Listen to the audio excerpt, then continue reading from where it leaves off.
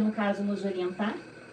Com certeza. Então, basicamente, a Igreja Adventista, sétimo dia, ela surgiu no dia 21 de maio, se não me falha a memória aqui, do ano 1863, quando foi conversado no século XIX, em Battle Creek, no Michigan, nos Estados Unidos.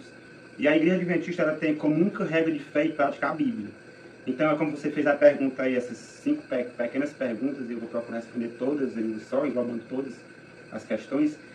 Primeiro, nós sabemos que no início, quando Deus criou, um detalhe, a Igreja Adventista, a denominação protestante, faz parte da religião do cristianismo, como milhares de outras. E nós somos criacionistas, nós cremos que Deus é o Criador de todas as coisas. E quando nós vamos para Gênesis, quando no mundo perfeito, no capítulo 1, versículo 29, não existia morte. Portanto, animais não morriam, não se comiam animais, e a alimentação que Deus deixou eram frutas, legumes, cereais. Era uma alimentação, resumindo, vegetariana, mas era um mundo perfeito.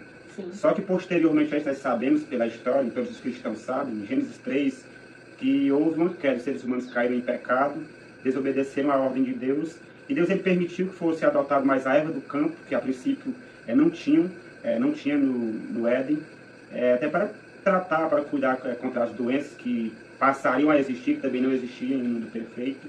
Mas depois de quase 2000 anos, quando nós lemos o relato bíblico em Gênesis, aconteceu uma depravação na terra e Deus, eu vou terminar com tudo e vou começar de novo. Então ele usa um homem chamado Noé para construir uma grande arca. Nós conhecemos essas histórias que são feitos filmes relacionados a ela. Sim. E nós sabemos que só 8 pessoas, por ocasião do dilúvio, entrou na arca, Noé e a sua família. Depois disso, a gente vê lá em Gênesis 11 que Deus, ele, ao contrário do que foi dado lá na criação, não existia alimento, carne. Deus permitiu que alguns tipos de alimentos fossem usados pelos seres humanos, pelos seus filhos. Só que ele fez algumas proibições. Quando nós vemos o relatório, que nós não vamos ler aqui, tem tipos de alimentos que Deus diz que podereis comer porque são limpos, e outros tipos de alimentos que não podem comer porque são impuros ou imundos. Esses são, como você citou, o porco. Então, para se basear nisso, nós vamos para Levítico, no capítulo 11, Deuteronômio, no capítulo 14, que Deus ele vai dar uma lista dos animais da terra, das aves, dos animais marinhos, aqueles que são limpos, ou seja, próprios para o consumo humano, e aqueles que são imundos, isto é, não são alimentos animais que Deus fez, que são permitidos que os seres humanos comam. O senhor pode nos dar alguns exemplos? Eu vou dar alguns exemplos. Por exemplo, como foi falado, a carne de porco, porque a ordem lá no texto de Levítico todos os animais que têm unhas fendidas, e o cacho se divide em 2 e rumina, são limpos. Então, esses vocês podem comer.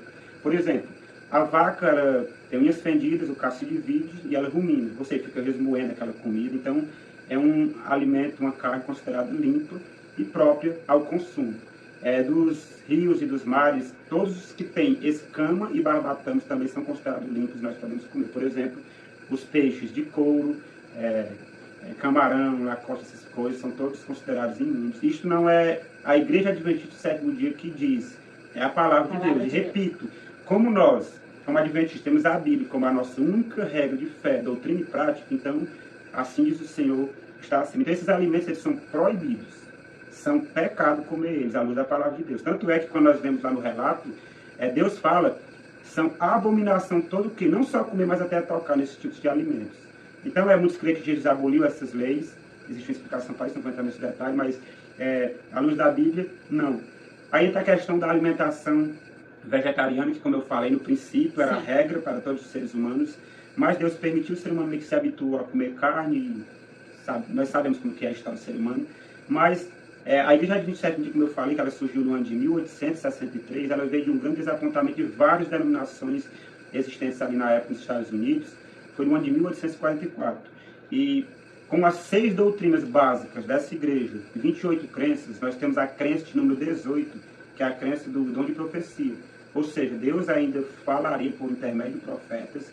E nós cremos, dentro da igreja, que Deus usou uma moça, uma jovem lá do século XIX, chamada Ellen White, como uma profetisa. Antes dela, Deus chamou 2 homens que não aceitaram, Deus respeita, mas ela aceitou e ela começou a escrever periódicos, livros, instruindo a igreja e levando o povo a voltar de volta para a Bíblia, principalmente para as origens, o princípio, como uma preparação para a vinda de Cristo. Nós vemos como o terceiro Elias, no Antigo Testamento, ele teve essa mudança da alimentação dele. João Batista, no Novo Testamento, teve essa mudança, preparando para a vinda do primeiro advento de Jesus. E nós temos essa mensagem hoje. Mas um detalhe, a dieta vegetariana não é uma obrigação dentro da igreja, tipo um teste de fé. Se você quer fazer parte da igreja adventista do sétimo dia, você precisa ser vegetariano. Algumas ramificações têm essas proibições, mas não é um teste de fé na igreja. É o conselho, a indicação de Deus, mas muitos são e muitos não são. E aqueles que não são vegetarianos, mas eles respeitam o que está escrito na palavra de Deus, eles não comem as carnes consideradas imundas, não comem os peixes considerados imundos, as aves também. E não só isso, há uma proibição também quanto ao comer sangue desses animais e também a gordura. Tanto que os adventistas eles têm o hábito, aqueles que criam animais, obviamente, hoje não, nem todos, de não matar os seus animais sufocados. Então eles são sangrados para que seja tirar todo o sangue e aquela carne não fique com sangue e, consequentemente, imprópria para o consumo. Então, basicamente, a dieta adventista é essa. Alimento carne, alguns tipos que Deus permitiu. Tem a dieta vegetariana, que hoje nós sabemos que é o ideal de Deus. Por quê? O sacrifício de Jesus não é suficiente, alguns podem dizer. Cremos na salvação somente pela graça. Mas nós sabemos que nós cremos, biblicamente, que nós somos seres holísticos. Nós somos seres constituídos de corpo, alma e espírito. Então, se o nosso corpo, ele sofre algum ataque, a nossa mente, consequentemente, a nossa espiritualidade também. Então, nós somos holísticos, procuramos cuidar do nosso corpo físico, da nossa saúde mental e, consequentemente, da nossa saúde espiritual. E só para complementar, a mensagem de saúde na igreja adventista não se resume ou não se limita apenas a alimentos. Nós temos 8 princípios de saúde que nós procuramos adotar. Claro que pode passar para a gente? O primeiro, rapidamente, tomar água pura em quantidade satisfatória e fisiológica. Nós sabemos que cada pessoa, se é nutricionista, sabe muito bem. Cada pessoa tem as suas necessidades, né, físicas, com base no seu peso e tal, como você bem sabe. Então, beber água pura em quantidades ideais é um dos grandes remédios que Deus deixou. Um outro remédio também é ter contato com a natureza, respirar um ar puro. Então, é aconselhado que nós tenhamos momentos de recreação com a família, com os amigos, na igreja, no meio da natureza, respirando esse ar puro para tonificar os nossos pulmões. É um potente e grande remédio natural que Deus também deixou para nós. Um outro remédio muito maravilhoso que Deus deixou foi a luz solar. Nós sabemos hoje, por muitos estudos aí, científicos, que a luz solar, o contato que se tem por algum tempo aí, é benéfico para o nosso corpo, claro, em quantidade ideal também. Passar o dia inteiro no sol não vai ser bom, mas é importante que todos os dias nós tomemos sol. É um dos grandes remédios que Deus também deixou, é a temperança, ou seja, o equilíbrio em todas as coisas. E a luz da Bíblia, que repito, eu vou focar muito nisso, que é a nossa única regra de fé, doutrina e prática, é a verdadeira temperança, o verdadeiro equilíbrio bíblico que nós, adventistas, cremos, procuramos viver pela graça de Deus e ensinamos às outras pessoas. Não é aquele equilíbrio que se prega aí no mundo, que beba algo com moderação, faça tudo com moderação. Já ouviram essa frase? Já. Se beber não dirige, não. À luz da Bíblia, nós cremos que a verdadeira temperança, o verdadeiro equilíbrio bíblico é usar com moderação, sim, mas aquilo que é bom. O que não é bom, rejeita. Inclusive, eu até estava esquecendo, é proibição isso na igreja, o uso das bebidas alcoólicas de nenhuma forma, o uso do tabaco, do fumo, é proibido. Então, isso são proibições que existem na igreja. Existem outras orientações para não tomar café, chá preto, bebidas estimulantes, resumidamente, que vai mexer com o nosso lóbulo frontal, nosso cérebro, e não teremos muito discernimento para apreciar as coisas espirituais. Um outro remédio importante é a atividade física, pelo menos 30 minutos todos os dias. O básico também é muito importante, é o descanso, o sono. Essa sociedade em que nós vivemos está um caos, né? As pessoas não conseguem dormir, a mente parece que não para nessas correrias da vida. É um outro remédio que Deus deixou para nós, e um detalhe, é grátis. A gente faz uma caminhada, faz uma corrida, a gente não vai pagar nada e vai nos beneficiar muito nisso. E claro, não poderíamos esquecer uma alimentação bem equilibrada, como eu já citei aqui, tendo como fonte primária frutas, verduras, legumes e cereais.